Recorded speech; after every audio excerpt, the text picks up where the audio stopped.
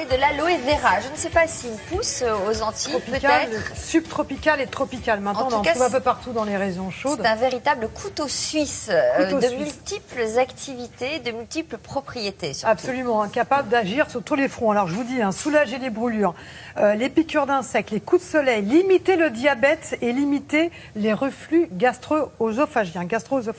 Alors pour les plus sceptiques, parce qu'effectivement on parle de beaucoup d'intérêt, pour les plus sceptiques, sachez que c'est très sérieux. D'ailleurs, à l'hôpital de Bordeaux, au CHU de Bordeaux, il y a maintenant une équipe avec le professeur Pellissier qui travaille en chirurgie plastique. Et bien cette équipe travaille avec l'aloe vera pour tenter de faire guérir, de cicatriser des plaies qui sont récalcitrantes. C'est-à-dire que ce sont des plaies qui n'ont pas réussi à guérir, à être cicatrisées grâce au traitement classique.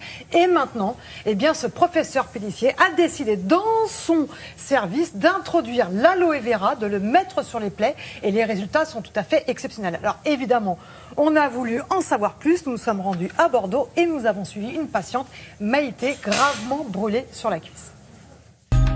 Aujourd'hui, Maïté se rend au CHU de Bordeaux pour une consultation très particulière, se faire soigner grâce à une plante exotique. Après une brûlure sévère et l'échec des soins classiques, l'équipe médicale lui a proposé de miser sur les pouvoirs exceptionnels de l'aloe vera pour tenter enfin une guérison.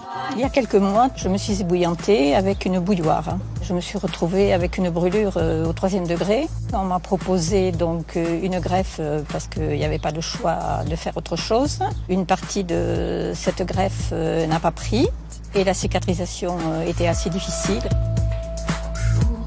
Bonjour. Oui.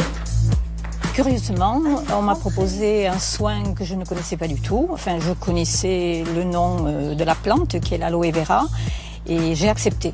3 fois par semaine, donc je revenais à l'hôpital pour me faire des soins à l'aloe vera. Ce soin était donc très agréable. Cette crème est onctueuse, très parfumée et de plus, elle hydrate parfaitement. C'est vrai que lorsqu'on a une brûlure, il y a une odeur et avec l'aloe vera, je n'avais plus cette odeur. Une cicatrisation rapide grâce à cette thérapie millénaire, c'était le défi du professeur Pellissier lorsqu'il a tenté cette nouvelle expérience il y a 6 mois. Après 6 mois d'essai, ce qu'on constate effectivement, c'est que la cicatrisation semble s'accélérer.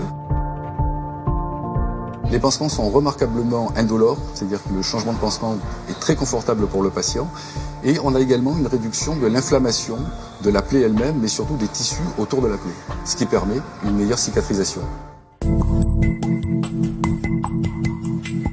Les études précédentes ont montré que l'aloe vera contient des composés extrêmement intéressants, des oligo-éléments ou des facteurs de croissance, qui permettent de booster la cicatrisation tout d'abord, mais également de lutter contre la douleur d'une part, et contre l'inflammation de la plaie et des tissus environnants d'autre part, ce qui le rend donc très intéressant dans la cicatrisation des plaies chroniques. Là, nous en sommes à 3 mois Oui. de plaie. Oui. Et ça fait 3 semaines que nous ne nous sommes pas vus. Oui. Mais c'est guéri. Maintenant, je l'utilise régulièrement pour mon corps et puis pour tous les petits bobos qu'on peut avoir, c'est-à-dire une piqûre, un bleu, etc. quoi.